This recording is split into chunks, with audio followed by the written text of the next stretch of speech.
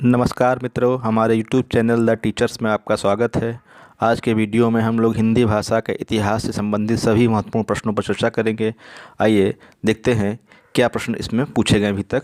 तो हिंदी के उद्भव का सही क्रम पूछा गया है। तो हिंदी का उद्भव संस्कृत से होता है। तो सबसे पहले जो हमारी भाषा है आपकी वो संस्कृत आती है, यानी जो संस्कृत है इसी भाषा से हिंदी का उद्भव हुआ है।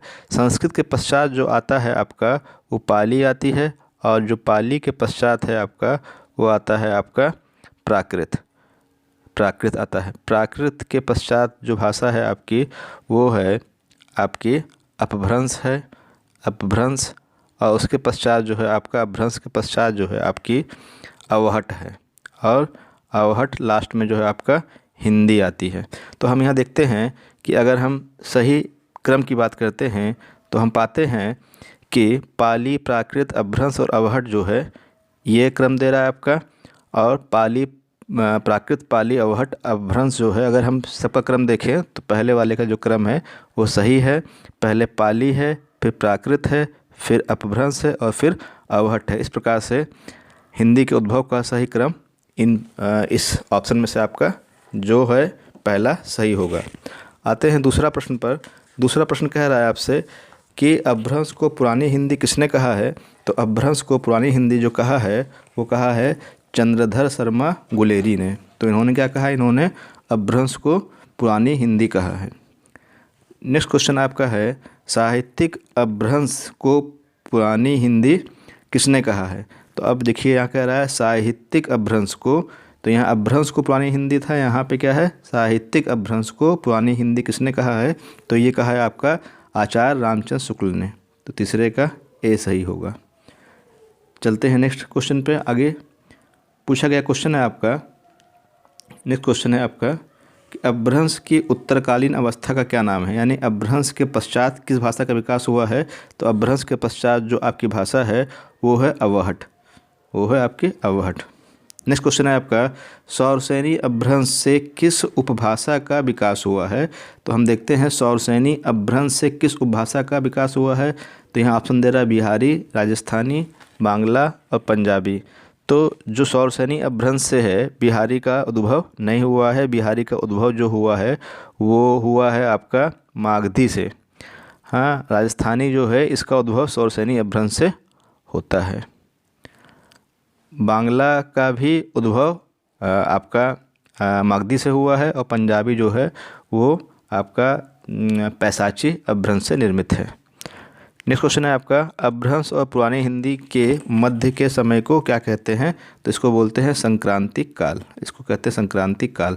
उत्कर्ष काल, अवसान काल, प्राकृत काल नहीं कहेंगे। और क्या बोलते हैं इसको संक्रांत काल कहते हैं, यानी कि ऐसी अवस्था जो दोनों के बीच की रही है आपका। चलते हैं आगे पढ़ते हैं। क्वेश्चन है आपका नेक्स्ट पूछा गया है कि चंद्रधर शर्मा गुलेरी ने किसको पुरानी हिंदी का प्रथम कवि माना है।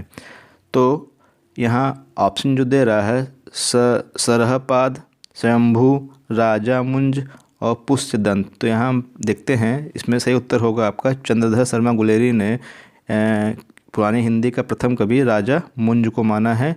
ऑप्शन सी सही है यहाँ पे। नेक्स्ट चलते हैं आगे। अपभ्रंश को प्राकृत भाष हिंदी किसने कहा है। तो कह रहा है अपभ्रंश को प्राकृत भाष हिंदी किसने कहा है। तो इसका सही उत्तर होगा आपका, अगर हम देखते हैं तो यहाँ दे रहा ऑप्शन जो है चंद्रधर शर्मा गुलेरी, राहुल सांकृत्यायन, रामचंद्र शुक्ल, हजारी प्रसाद द्विवेदी। तो यहाँ सही उत्तर होगा रामचंद्र शुक्ल। तो रामचंद्र शुक्ल ने अपभ्रंश को प्राकृत भाष हिंदी कहा है।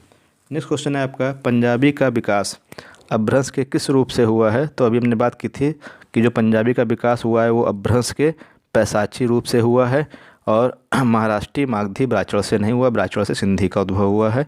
तो यहाँ पे आपका डी ऑप्शन सही होगा। चलते हैं नेक्स्ट क्वेश्चन की ओर।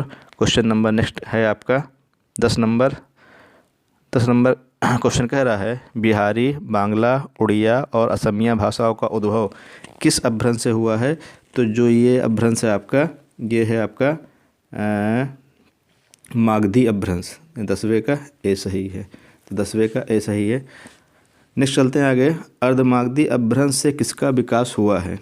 तो अर्धमागधी अपभ्रंश से जो विकास हुआ है वो पूर्वी हिंदी का विकास हुआ है। और पूर्वी हिंदी में अवधी आती है आपकी पूर्वी हिंदी में, और बघेली आती है, बघेली, और आती है आपकी छत्तीसगढ़ी।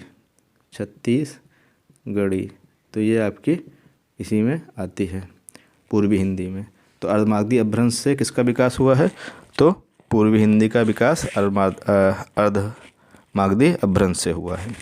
नेक्स्ट चलते हैं आगे क्वेश्चन नंबर 12 पे। क्वेश्चन नंबर 12 कह रहा है आपसे कि इसको मिलाना है, सुमेलित करना है आपको।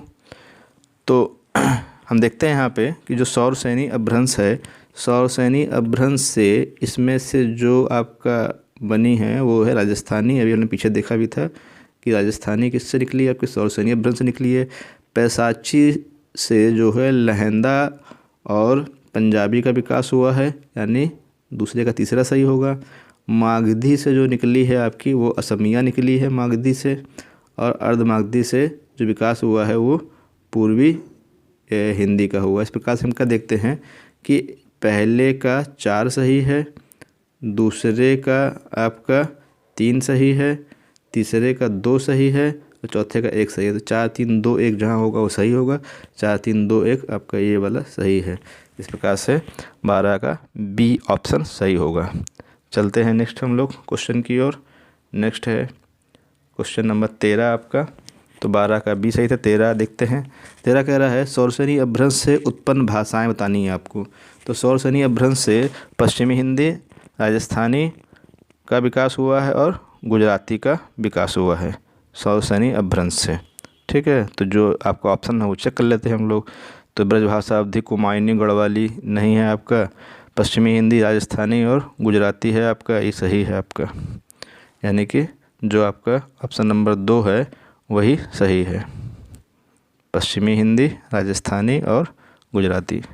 नेक्स्ट आते हैं सिंधी भाषा का उद्भव हुआ है। तो सिंधी भाषा का उद्भव ब्राह्मण अपभ्रंश से हुआ है। सिंधी भाषा का उद्भव आपका ब्राह्मण अपभ्रंश से हुआ है। क्वेश्चन है नेक्स्ट आपका, दोहा मूलतः किस भाषा का छंद है? तो जो दोहा है वह अपभ्रंश से बना हुआ है आपका। नेक्स्ट क्वेश्चन चलते हैं हम लोग भारतीय, चलिए 16 नंबर है आपका। कह रहा है भारतीय आर्य भाषाओं का विकास किस भाषा से हुआ है? तो भारतीय आर्य भाषाओं का विकास किस भाषा से हुआ है? तो जो भी भारतीय आर्य भाषाएं हैं वो अगर हम बात करेंगे अपभ्रंश से विकसित हुई हैं, यानी सी सही है इसका।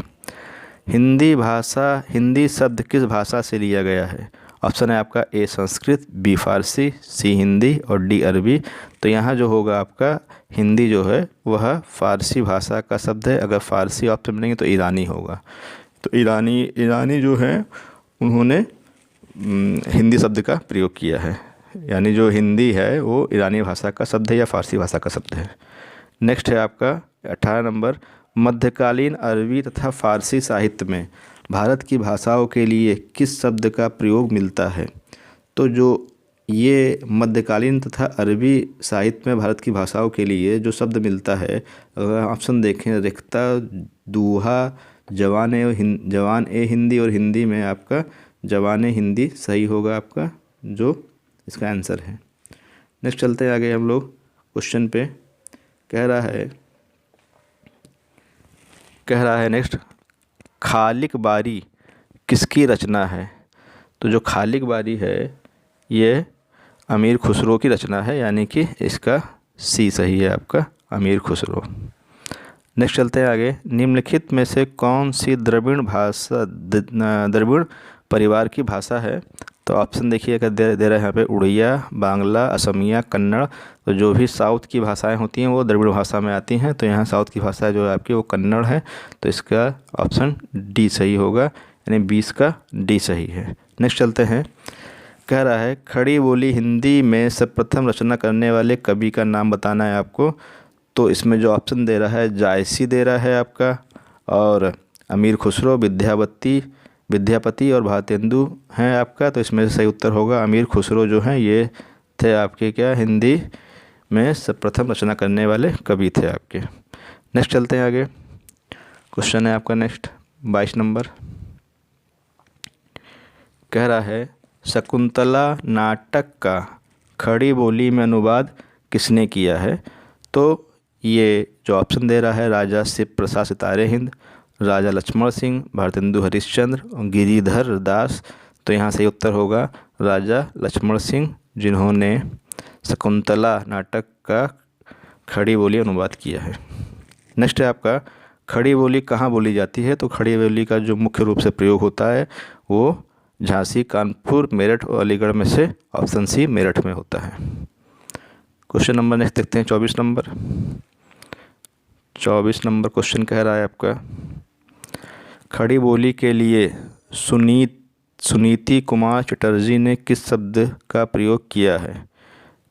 तो यहाँ ऑप्शन दे रहा है ए जनपदीय हिंदुस्तानी, ऑप्शन बी दे रहा है वर्नाक्यूलर हिंदुस्तानी, ऑप्शन सी दे रहा है कौरवी, ऑप्शन डी दे रहा है रिक्ता। तो जो सुनीत कुमार चटर्जी हैं ये भाषा विज्ञानी हैं और इन्होंने खड़ी बोली के लिए जनपदीय हिंदुस्तानी शब्द का प्रयोग किया है, अर्थात ऑप्शन ए सही है। 25 नंबर कह रहा है खड़ी बोली का प्रयोग सबसे पहले किस पुस्तक में हुआ? ऑप्शन दे रहा है यहाँ पे आपको भक्ति सागर, सुख सागर, काव्य सागर, प्रेम सागर। तो जो 25 है आपका, इसमें लल्लू लाल जी ने जो है पहली बार इसका प्रयोग किया था और इनका जो किताब है आपके पुस्तक है वो प्रेम सागर है, यानी कि 25 का डी सही है। नेक्स्ट चलते हैं आगे 26 नंबर क्वेश्चन पर। 26 नंबर क्वेश्चन कह रहा है आपसे निम्नलिखित में से कौन सा लेखक भारतेंदु मंडल का नहीं है? ऑप्शन दे रहा है ए प्रताप नारायण मिश्र, ऑप्शन बी दे रहा है आपको बद्री नारायण चौधरी प्रेमघन, ऑप्शन सी दे रहा है बालकृष्ण भट्ट, ऑप्शन डी दे रहा है राजा लक्ष्मण सिंह। तो 26 में जो अगर हम देखेंगे तो जो राजा लक्ष्मण सिंह हैं इनका संबंध भारतेंदु मंडल से नहीं है, तो इस प्रकार से इसका डी ऑप्शन होगा जो कि गलत है। नेक्स्ट चलते हैं आगे 27 नंबर पर। 27 कह रहा है महावीर प्रसाद द्विवेदी को किस वर्ष सरस्वती पत्रिका के संपादक के रूप में नियुक्त किया गया? तो 1900, 1903, 1906, 1909। तो इसका सही उत्तर है 1903। 1903 में महावीर प्रसाद द्विवेदी को सरस्वती पत्रिका का संपादक नियुक्त किया गया था। नेक्स्ट चलते हैं 28, कह रहा है नागरी प्रचारणी सभा की स्थापना कब हुई थी? तो ये हमने इससे पहले के वीडियो में देखा था, टीईटी में क्वेश्चन आपका आया है। वर्ष 1893 दे रहा है, 57 दे रहा है, 1902 दे रहा है, 1917 दे रहा है। तो यहाँ पर 1893 होगा। नागरी प्रचारणी जो सभा है आपकी, इसकी स्थापना 1893 में हुई थी। नेक्स्ट क्वेश्चन कह रहा है आपसे,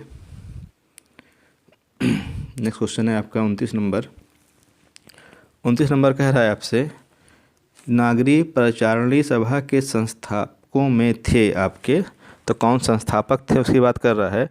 तो यहाँ कह रहा है ऑप्शन ए शिव कुमार सिंह और बाबू श्याम सुंदर दास, ऑप्शन बी दे रहा है रामचंद्र शुक्ल और भारतेंदु हरिश्चंद्र, ऑप्शन सी दे रहा है प्रताप नारायण मिश्र और बालकृष्ण भट्ट, ऑप्शन डी दे रहा है जगन्नाथ दास रत्नाकर और शिव प्रसाद गुप्त। तो जो यहाँ सही उत्तर है आपका वो है शिव कुमार सिंह और बाबू श्याम सुंदर दास। तो बाबू श्याम सुंदर दास जो थे ये सबसे इम्पोर्टेंट है, इनका सबसे अधिक रोल रहा है इसमें, तो इसलिए आपका ऑप्शन ए सही है। नेक्स्ट बढ़ते हैं आगे। काशी नागरी प्रचारणी सभा के संस्थापकों में कौन नहीं था आपसे पूछा है। तो श्याम सुंदर दास थे, अभी हमने देखा है आपका, और उसके अलावा शिव कुमार सिंह भी थे आपके, ये भी हमने देखा है अभी। उसके अलावा जो है राम नारायण मिश्र और रामचंद्र शुक्ल में राम नारायण मिश्र थे, जबकि रामचंद्र शुक्ल इसमें शामिल नहीं थे। तो 30 का डी होगा, रामचंद्र शुक्ल इसमें शामिल नहीं थे। नेक्स्ट चलते हैं आगे। क्वेश्चन पूछ रहा है आपसे फोर्ट विलियम कॉलेज की स्थापना कब हुई। तो जो फोर्ट विलियम कॉलेज की स्थापना है वो 1801, 1810, 1800, 1802 आपको ऑप्शन दे रहा है, तो 1800 ईस्वी में हुई थी, यानी ऑप्शन सी सही है यहाँ पे। नेक्स्ट है आपका फोर्ट विलियम कॉलेज की स्थापना कहाँ हुई थी। तो लखनऊ, हैदराबाद, दिल्ली और कलकत्ता आपको ऑप्शन दिए गए हैं। तो जो सही उत्तर है आपका वो कलकत्ता है। कलकत्ता में फोर्ट विलियम कॉलेज की स्थापना हुई थी, 1800 में हुई थी। क्वेश्चन नंबर आपका 33 नेक्स्ट है आपका, पूछ रहा है हिंदी की कितनी उपभाषाएं हैं। तो हिंदी की जो उपभाषाएं हैं कितनी हैं आपकी, ऑप्शन दे रहा है ए 3, बी 4, सी 5 और डी 6 दे रहा है। तो सही उत्तर है आपका 5। हिंदी की 5 उपभाषाएं हैं। चलते हैं नेक्स्ट क्वेश्चन की ओर। कह रहा है अवधि का उद्भव किस अपभ्रंश से हुआ है। तो हमने भी देखा था कि अवधि का उद्भव किस अपभ्रंश से हुआ है।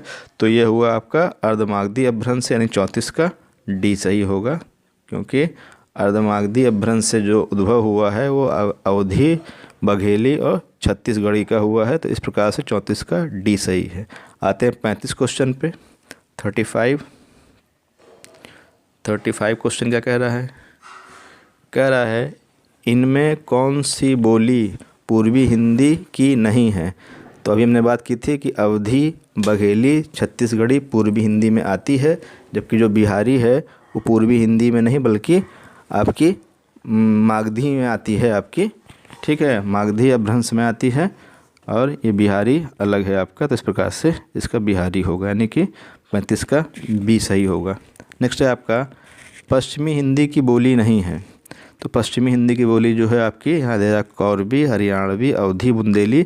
तो अवधी जो है ये पश्चिमी हिंदी की नहीं बल्कि पूर्वी हिंदी की है, इसलिए 36 का सी सही होगा।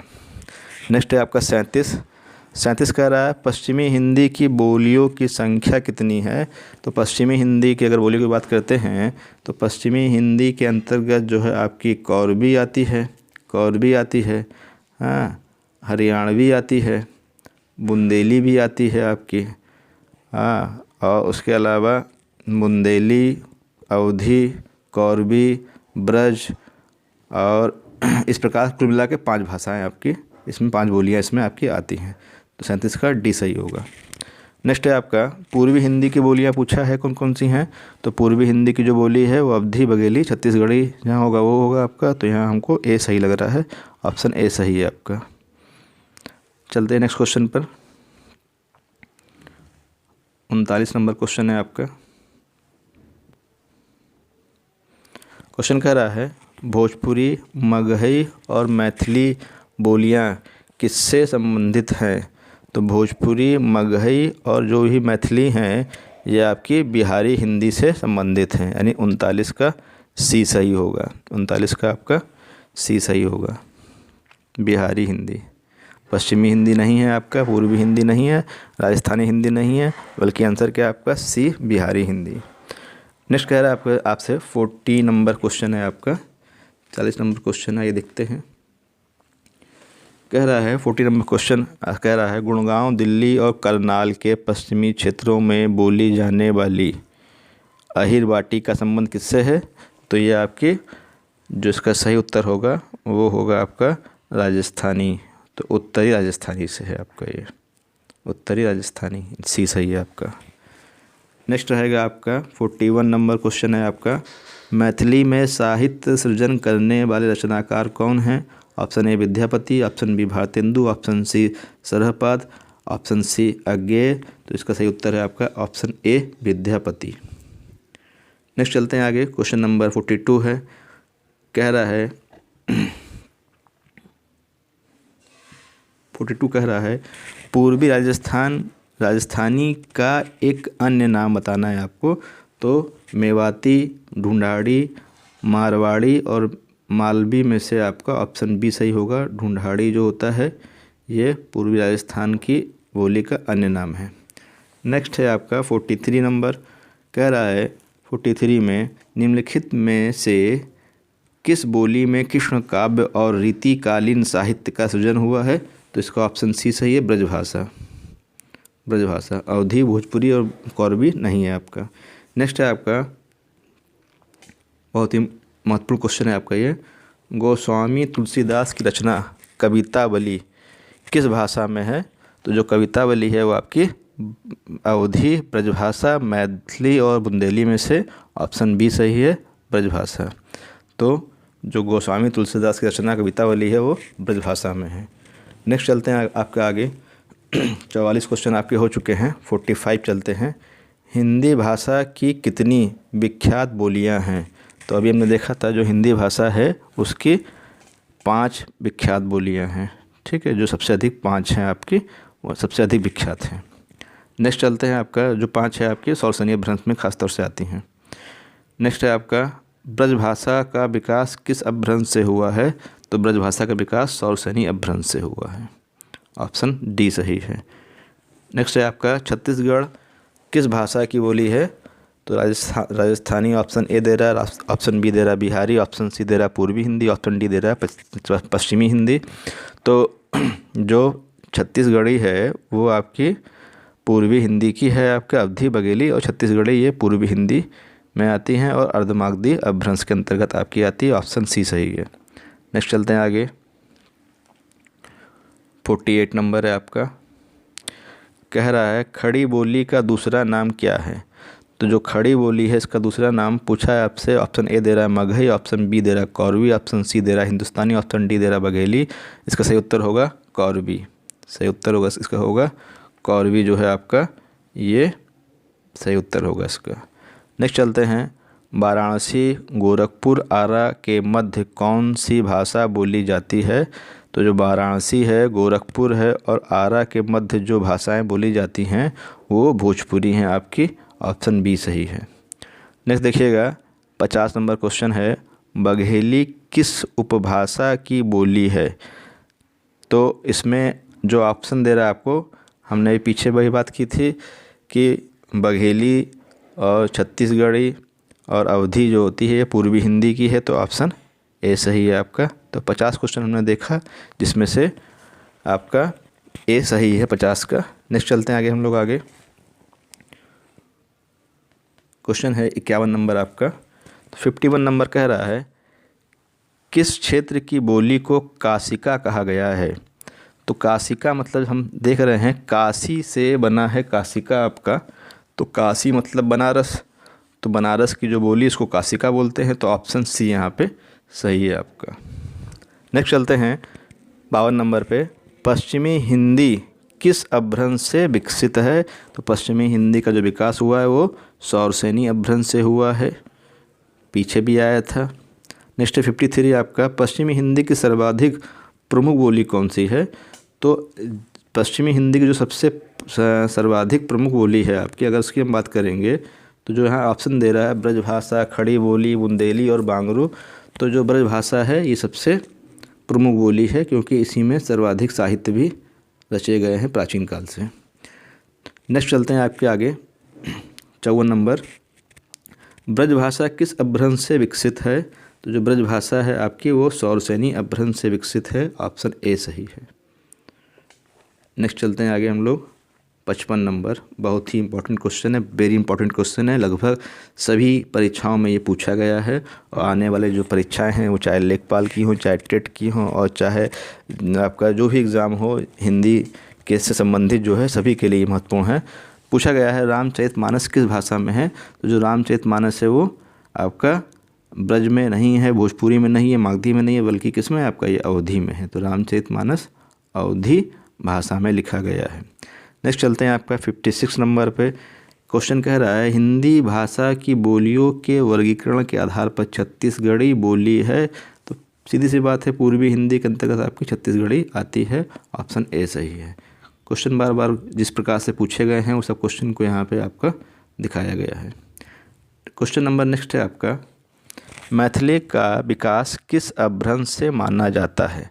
तो जो मैथिली का विकास होता है वो जो है मैथिली है, भोजपुरी है, ये सभी जो है मागधी अपभ्रंश से ही निकली हुई हैं, अर्थात 57 का बी सही होगा आपका, मागधी अपभ्रंश।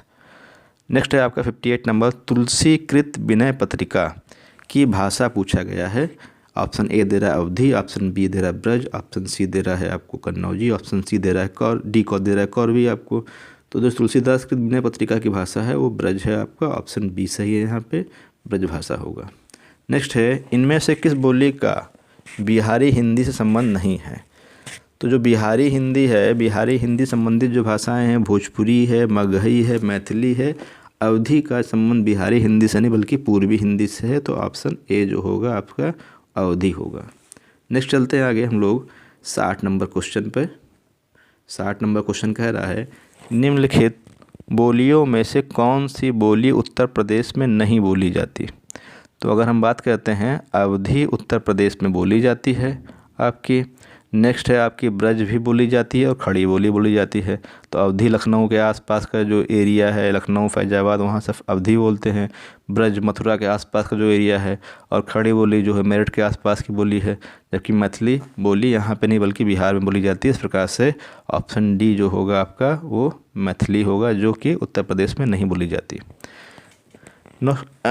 चलते हैं क्वेश्चन नंबर आगे। नेक्स्ट क्वेश्चन है आपका 61 नंबर। कह रहा है बोली किसकी इकाई है? ठीक है, तो राज्य की छोटी इकाई ऐसा तो है, देश की छोटी इकाई ये भी नहीं है, अंचल की छोटी इकाई ये भी नहीं है। किसकी इकाई होगी? आपकी भाषा के छोटी इकाई को हम बोली कहते हैं। तो ऑप्शन ए सही है यहाँ। नेक्स्ट चलते हैं आगे हम लोग 62 नंबर क्वेश्चन पे। 62 नंबर क्वेश्चन कह रहा है आपसे विभाषा किसे कहते हैं? विभाषा किसे कहते हैं? तो ऑप्शन ए दे रहा है खड़ी बोली हिंदी को। ऑप्शन बी दे रहा है हिंदी क्षेत्र की प्रमुख बोलियों को। ऑप्शन सी दे रहा है हिंदी क्षेत्र की शेष बोलियों को। ऑप्शन डी दे रहा है एक छोटे से क्षेत्र में बोली जाने वाली बोली को। यहाँ पे ऑप्शन ई भी दे रहा है आपको, उपरोक्त में से कोई नहीं। तो यहाँ होगा क्या? हिंदी क्षेत्र की प्रमुख बोलियों को। ऑप्शन डी सही है यहाँ पे आपका। हिंदी क्षेत्र की प्रमुख बोलियों को विभाषा की श्रेणी में रखा जाता है। नेक्स्ट क्वेश्चन है आपका 63, जो कि बहुत ही इंपॉर्टेंट क्वेश्चन है आपका और परीक्षा के दृष्टिकोण से बहुत ही ज़्यादा महत्वपूर्ण है। 63 हम देखते हैं। क्वेश्चन कह रहा है 63 में संविधान सभा में हिंदी को राजभाषा बनाने का प्रस्ताव, यानी राजभाषा बनाने का प्रस्ताव सर्वप्रथम किसने रखा? तो इसका सही उत्तर अगर हम बताएं आपको, सीधे से बात करें तो गोपाल स्वामी अयंगर हैं, जिन्होंने हिंदी भाषा को राजभाषा के रूप में बनाने का प्रस्ताव रखा था। भारतीय संविधान में हिंदी को मान्यता कब मिली? तो भारतीय संविधान में 26 जनवरी 1950 को संविधान लागू हुआ था और देश आज़ाद कब हुआ? 15 अगस्त 1947 को हुआ था। 14 सितंबर 1949 को, ठीक है, इसको मान्यता दी गई थी, जो कि सही उत्तर है आपका। तो 64 का आपका बी सही होगा। आंसर जो होगा 14 सितंबर 1949 को संविधान में हिंदी को मान्यता दी गई थी। नेक्स्ट चलते हैं आगे हम लोग 65 नंबर पर। 65 में क्वेश्चन कह रहा है भारतवर्ष के लिए हिंदी भाषा का नाम सबसे पहले किसने सुझाया?